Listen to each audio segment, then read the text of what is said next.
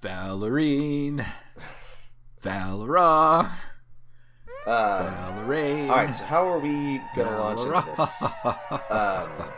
Okay. Well, I think I'll just start with an introduction. Okay. You better roll them dice. You never know if it could change your life. Take a chance, you're neither wrong or right. You never know if you don't roll them dice. You better roll them dice. You never know if it's... So last episode, we talked about how to create your own homebrew world. And if you're a cool GM, something you definitely want to do eventually. How to get started and what information to give your players is always one of the trickier parts. The best way to do this, we think, Rob and I think, is with something called a campaign Bible. While not every DM is going to want to homebrew, even if you want to stick to the modules, I think it's good practice for helping you understand the system and for being able to think on the fly and adjust stats and numbers as needed, which is something that you will have to do eventually, even if you're following an established module. And your campaign Bible... And what a campaign Bible is all the stuff that you need to get down in paper. Right. To get your ideas about the world solidified.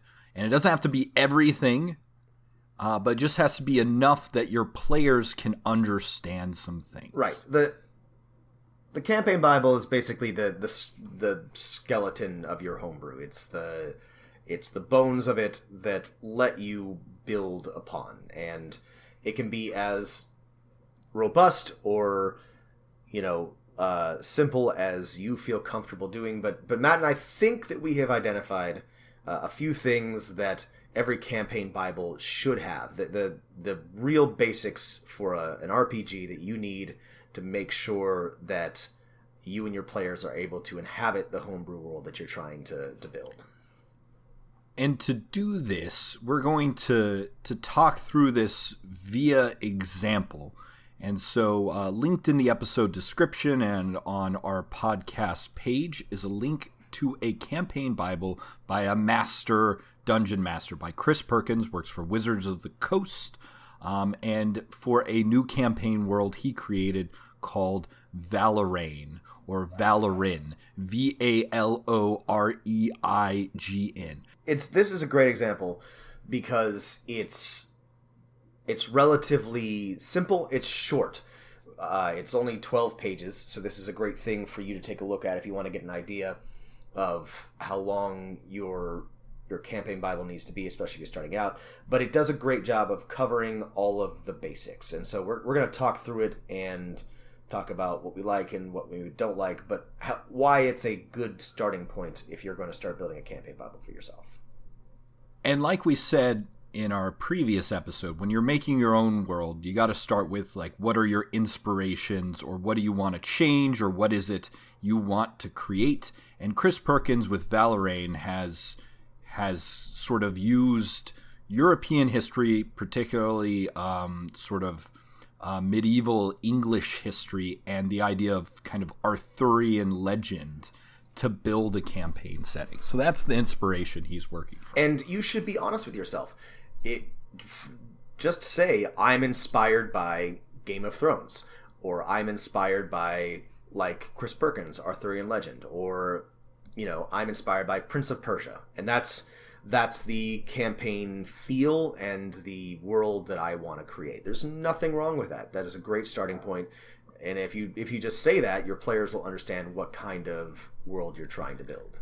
And something you can choose to put into your campaign Bible or not. Chris Perkins, in the actual Bible, he's talked about it other places where he's mentioned Arthurian legend as his inspiration, but there's no reason why the very first thing you give to your players is hey, this campaign is like these other things. In my own campaign Bibles, I'm this new campaign is like Guardians of the Galaxy and Firefly.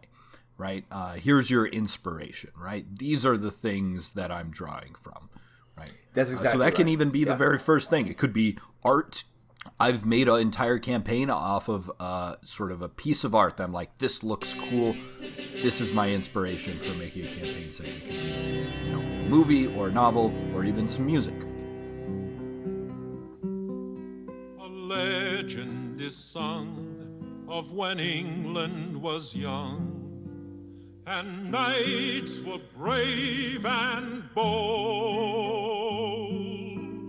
The good king had died, and no one could decide who was rightful heir to the throne. And that miracle appeared in London town.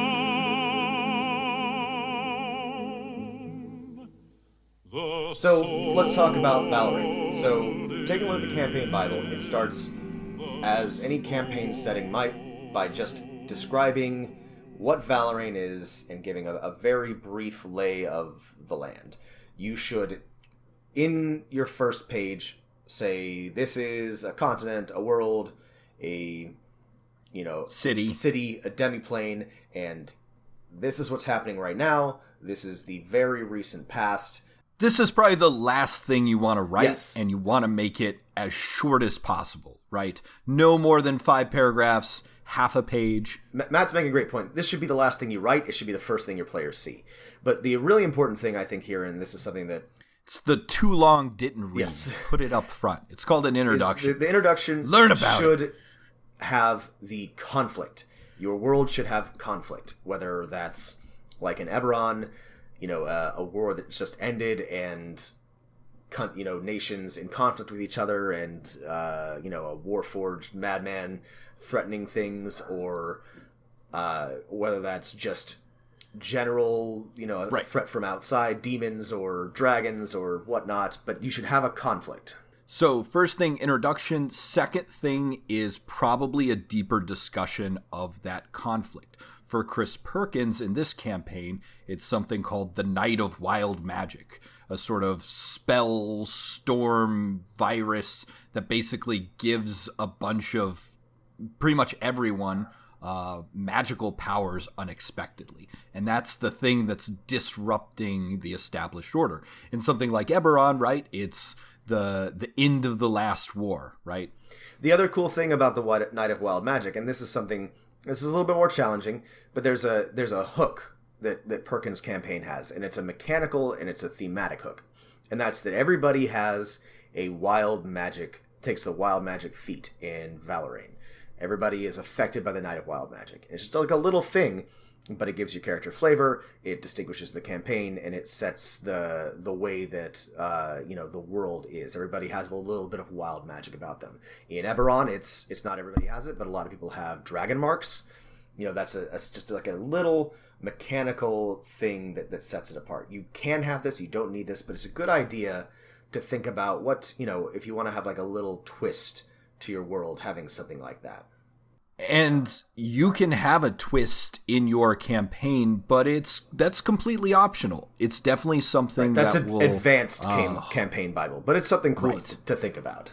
It's not essential, but the great thing that I think the best twists are, right? And this is a problem in world building in general. Like, you can have your campaign take place in a giant tree, right? That is the size of North America.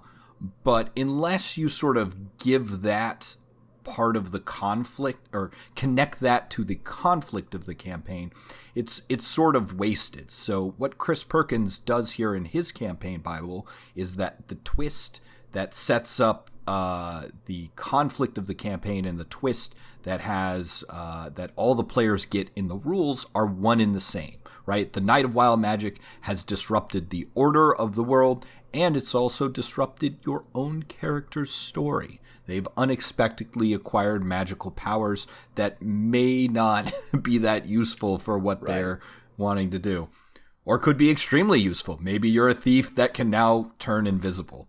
The next thing that Perkins has, and this is just crunchy nuts and bolts stuff, but I think you should have all of these things. He's got, and this I think is highly underrated in world building. He's got a calendar. He's got a calendar, and he's got days of the week. I find myself very often needing to reference my calendar and days of the week, and I think that's an important thing to have. You don't have to have like especially a unique calendar or days of the week. Just be able to think about what people would call each day and how they would reflect the passing of the moon. Go ahead. And don't make it too complicated, especially if this is your first campaign Bible.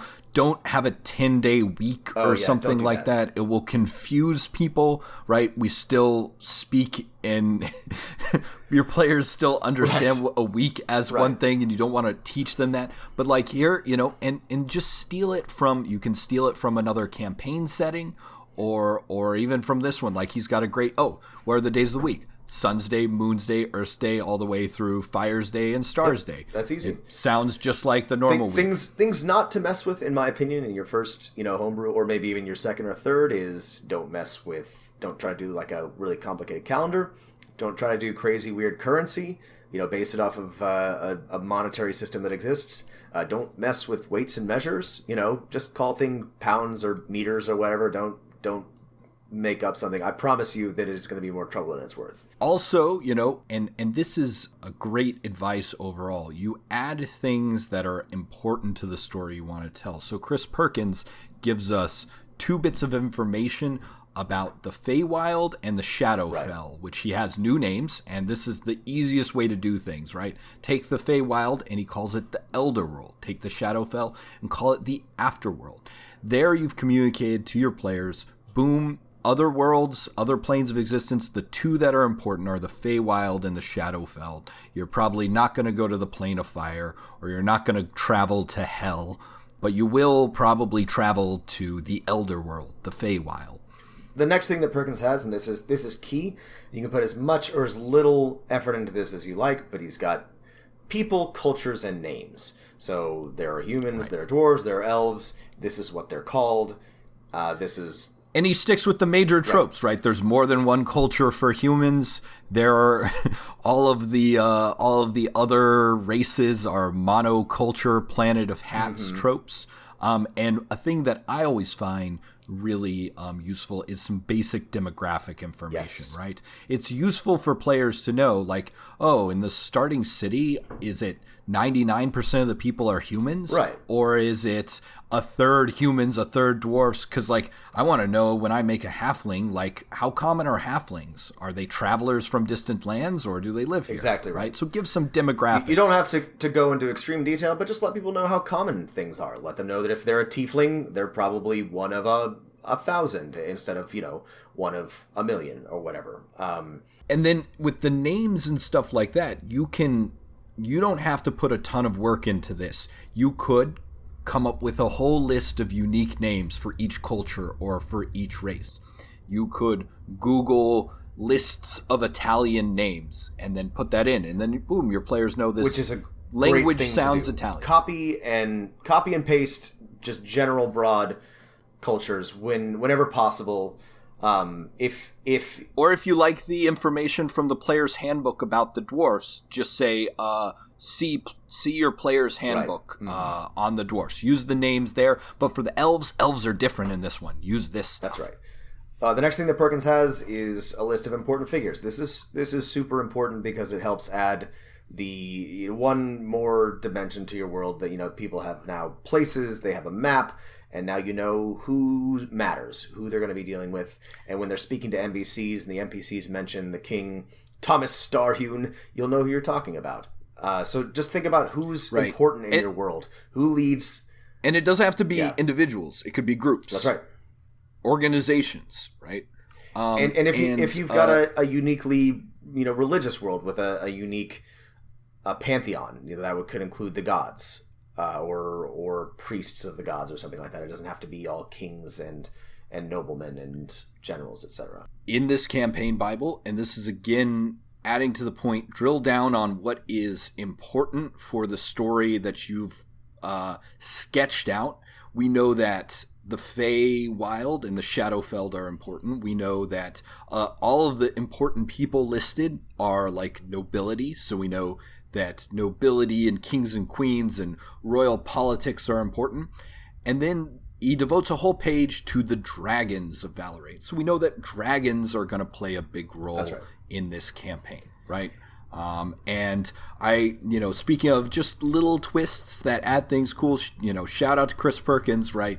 All the dragons here, not only are they all insanely powerful, but they all have like a group of humanoids that they've have as servants, right? Each of them has a following. You can interact with the dragon Dreadfrost without fighting an ancient worm. You might just be fighting the orcs that serve Dreadfrost for a while. And after the dragons, and this is one of the things I'm most excited about, Perkins has a map. And you should, if at all possible, have a map. Now, this is, I think one of the things that is essential. As Ursula K. Le Guin said, I always draw a map. You should always have a map. And you don't have to be a cartographer. You don't have to have you don't have to be a good artist or anything, or even particularly creative. So what Perkins did, and this is very clever, not very clever, in fact, dozens of people have done this, but in this, it's fine. He just turned Great Britain upside down. And if that's all you want to do, that's totally fine. It makes an entirely new map, and it allows people to sort of like see something recognizable, and it gives him the right dimensions of a realistic looking coastline. But you don't have to, go somewhere and do a bunch of fancy mapping. You can just take an existing landmass and twist it around, or erase some peninsulas, or just get a general idea so you and your players know where things happen. Drawing some blobs is maybe all that you need to do at this stage, right? Oh yeah, especially early on. It doesn't even have to be. It has to be like, here's the main circle. Here are the places that connect to it. Here are the places that are far away, right? Map is good, but just some blobs might be enough. Yeah. And it could be, again, a continent, an island, a city.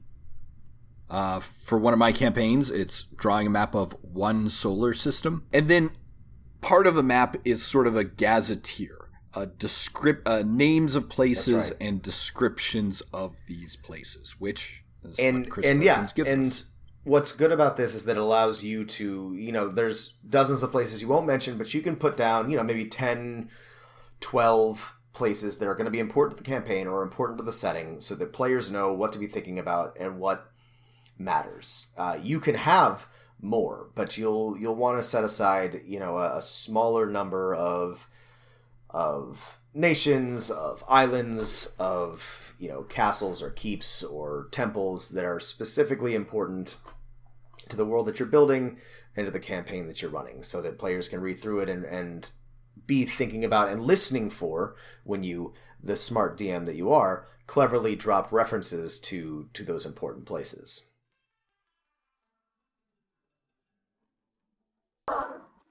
All right, now, Rob, we're halfway through this, and before we move on to the second section, the most important section, I just want to take your temperature. What do you aesthetically and how do you like Valoran so far? Well, Valoran at its heart is pretty generically Arthurian, and Perkins acknowledges that there are dragons and knights and kings, and I no longer find that particularly enthusing. I will say that I really like the Knight of Wild Magic, and I think that its effect on the campaign and its effect on the players is very clever, and it doesn't take like a lot of work, and it doesn't like it's so easy to do. And it doesn't require like a lot of buy-in from anybody. It's a very simple thing to understand, and it creates so much opportunity for adventuring in Valoran, because there's all this wild magic, and you can say, oh, the wild magic created this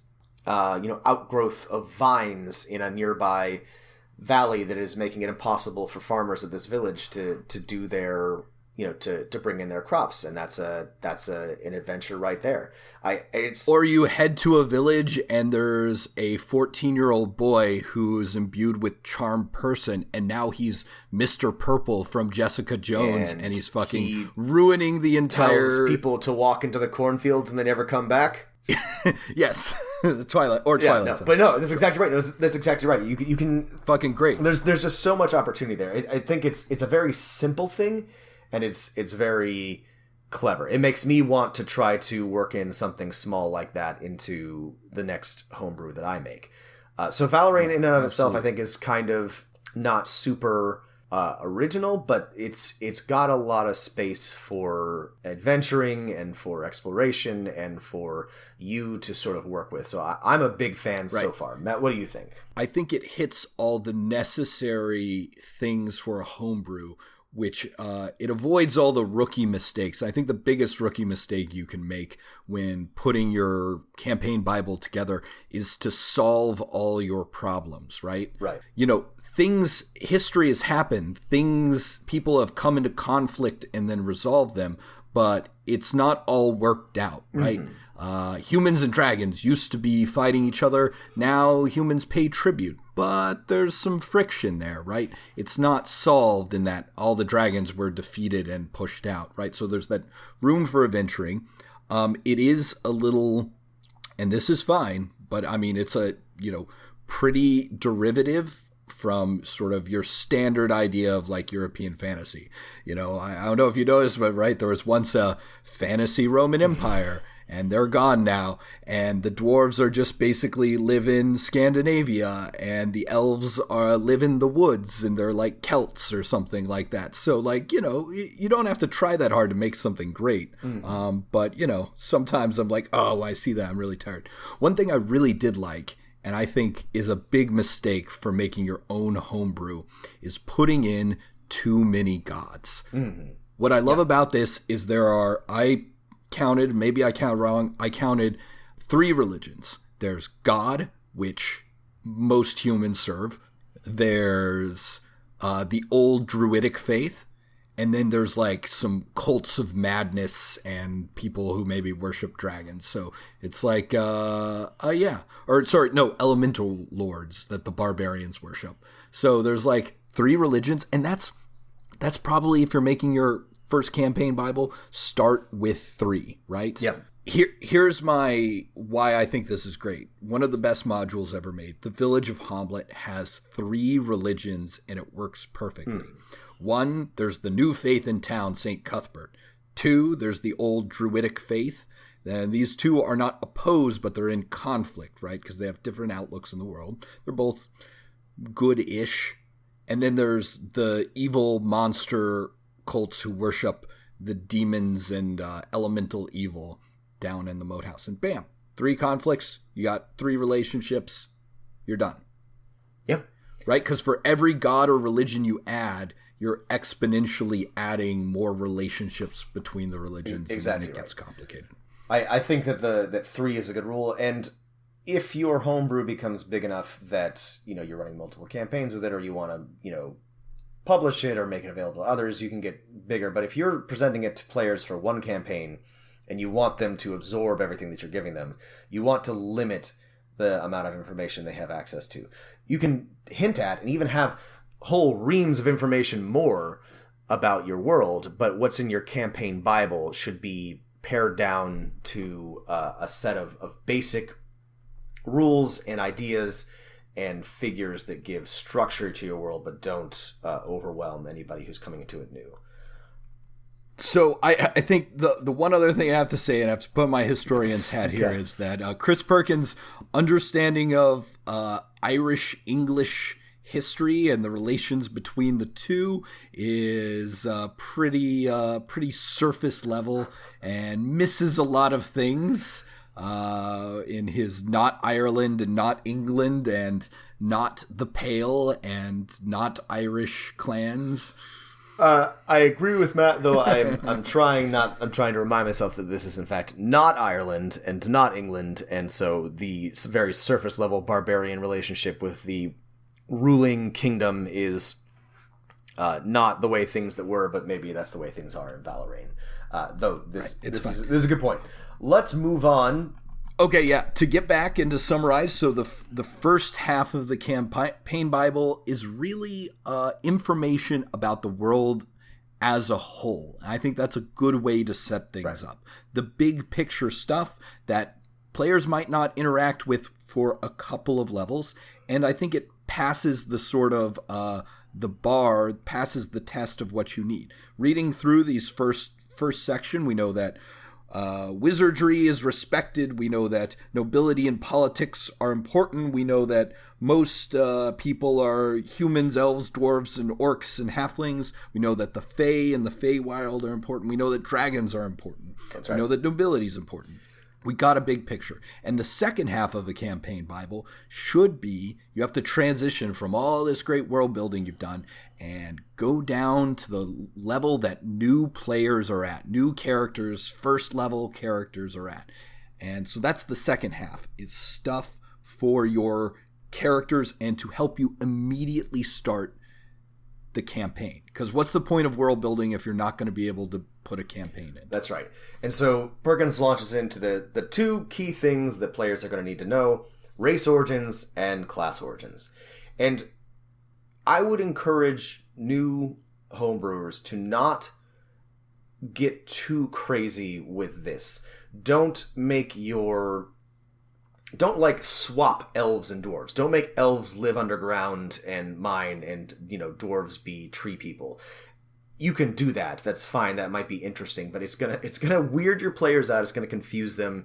It's going to make it difficult for them to think about what their character should be. You should create new and interesting backgrounds for your dwarves and elves and orcs, etc., but you should try to, not make it so wild that it completely goes off the path from what's in the player's handbook and what's in the base game. Two other things to mention here. So you give descriptions of what does it mean to be a half-elf in this world, or what does it mean to be a halfling, or what does it mean to be a cleric or a fighter, and these can go, pretty standard to very far afield. But this is the place where you can cut and trim or add. You can...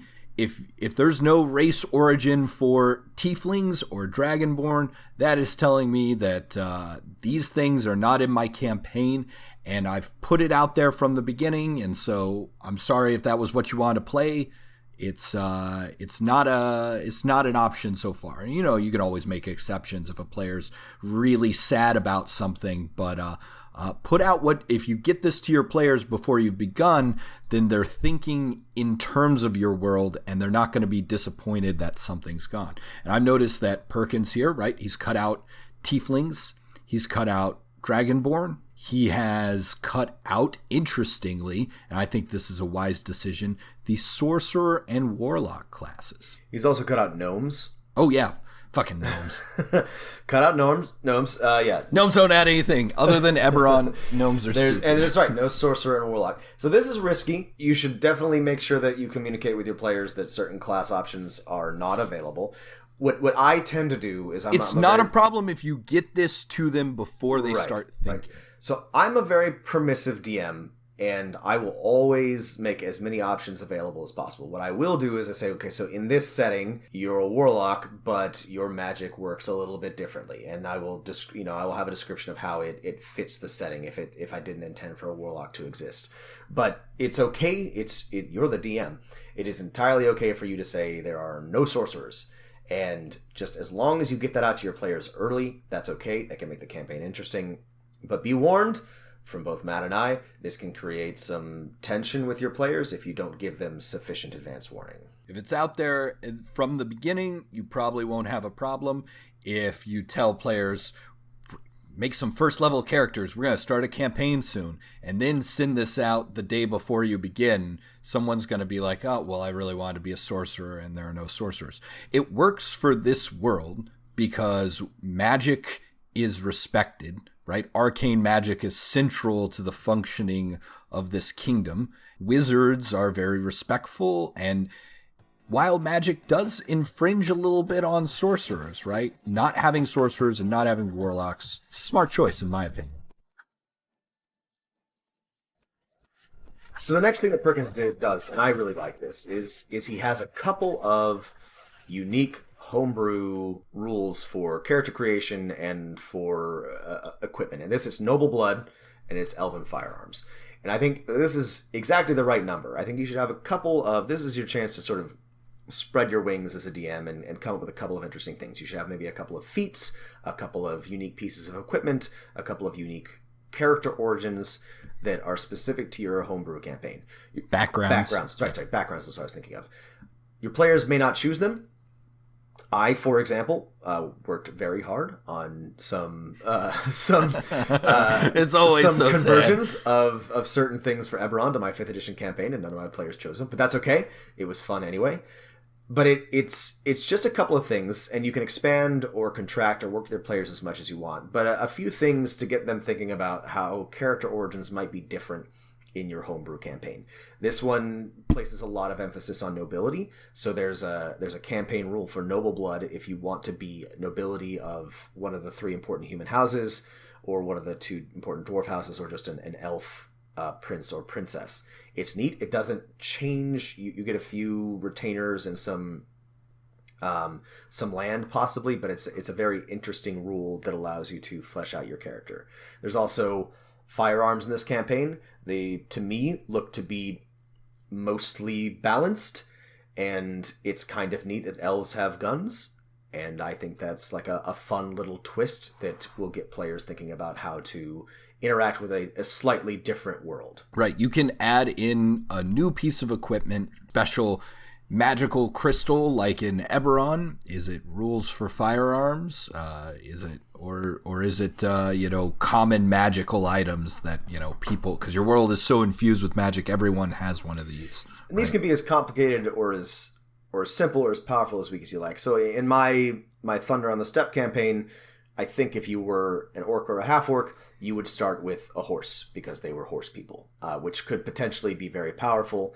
There were other options that were more or less powerful. Matt, do you have anything in your Starfinder campaign in terms of character creation that's especially unique that you want to highlight? Yeah, I reworked backgrounds so they're more aspirational than what you were before you're an adventurer. It's like what you want to accomplish, and I borrowed this from the Starfinder rules of theme, and so it's like, I want to be a celebrity, like I want to get really popular and stuff, and you get some bonuses based on that. Or I want to be a sage. I want to acquire knowledge. So I sort of flipped the direction backgrounds went.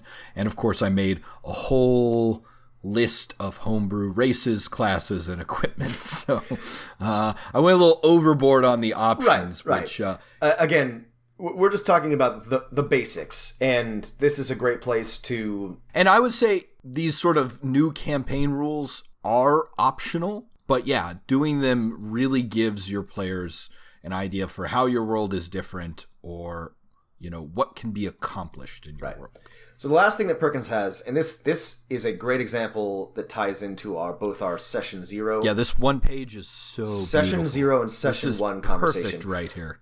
He talks about where you start the campaign, the village of Rondel. The campaign start. Important features in the village, and then he has character hooks. And these are, you're here because you've got debt, or you're here on church business, or you're here because of your distant relative. And this, to me, is perfect. This is so great. This is exactly what every player should get at the beginning of every campaign, but especially your homebrew campaign. Explain where they start, get real specific. They start in a city, a village, right, on a boat. And we spend as much time about this village talking about as like half of the entire world, and that's as it should. Exactly as it should be. Because since this is where the campaign starts, this village, it's super important that players know what the stores are in this village and who the 3 important NPCs are. And that's so crucial here. Remember, this is just for the start of your campaign. If you've plotted out an enormous world and you have detailed descriptions of everything and relationships, that's wonderful, and that will make you be a better DM. But for the beginning, you want to set them on a path so that you can reveal that world to them through play. So like we've talked about, this last page is maybe the most important of all the pages. It talks about where you start, what's important there, and why you might be there. And this ties into what we talked about in Session 0 and Session 1. You want to give your players a hook. You want to give them a reason to be where they are. And this is a great example for Perkins's campaign. And here's the thing, is if you print off, let's say, this last page of your campaign Bible, or page 12 in the Valorane document and hand it to players at the first session or session 0 when you create characters. That's all they need, right?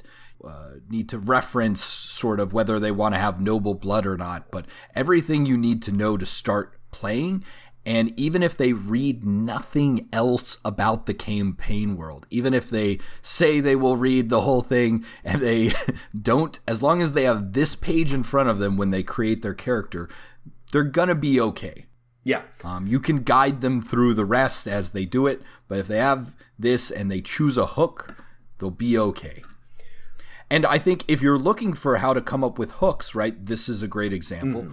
Pathfinder, for every single adventure path, has examples, does this as well.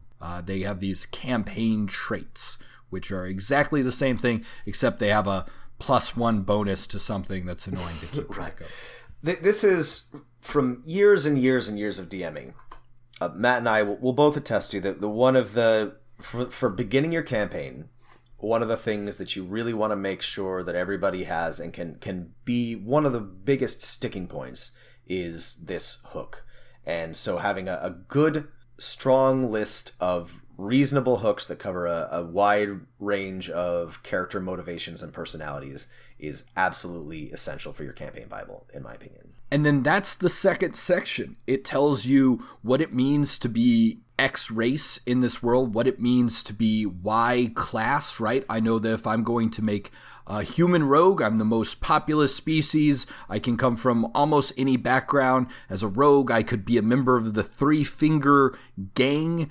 And that if I'm coming to the village of Rondel, I know that I might be related to the guy who runs the apothecary. Yeah. And there you go. And that's really all that you need. So we'll link this campaign Bible. Take a look at it. Use it as inspiration. I think at some point, Matt and I will probably publish and link parts or all of our campaign Bibles for some of our homebrew where it's appropriate. I have to revisit mine to make sure that it's up to date. But this is, if you're going to start homebrewing, these are the things that you should make sure that you have thought about, what we've covered so far and what's in the Valorane campaign Bible. And what we want to communicate to you, if you're a dungeon master or thinking about being a dungeon master, and you see, you want to do a homebrew campaign instead of running in Greyhawk or Faerun or Eberron, and you see all these giant setting books that are 200 or 250 pages long,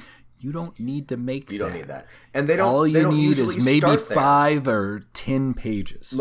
Most of those started as campaign Bibles and then grew. Well, maybe not the older ones, but Eberron certainly did. Eberron did, and a lot of the big ones did. I believe Galarian did when they were starting out with that one. So and even if you're going to run an established campaign, let's say you're going to run Dark Sun, the World of Arthas in 5th edition, right? There's no campaign setting book for that.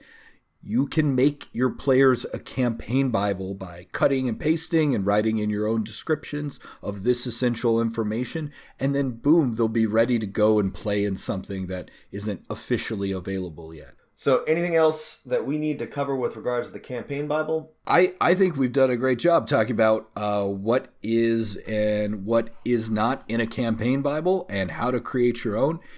If you'd like to, hopefully on our website, there'll be a link to our campaign Bible, a checklist of components for you to make your own campaign Bible. If you've done this already or are working on one and you'd like to share with us your ideas, yes, absolutely. Send us an email at dmofnone@gmail.com. We promise we'll be nice. We love to read other people's homebrew. It's very exciting for us. But yeah, we hope you're giving the tools to start with. We will talk more about what you need to do more advanced and more in-depth homebrew, but this is where you should start, and I think it's the bare minimum that you should have when you're ready to start introducing players to your world. Hell yeah, and we'll see you next time. See you next time. Happy adventure.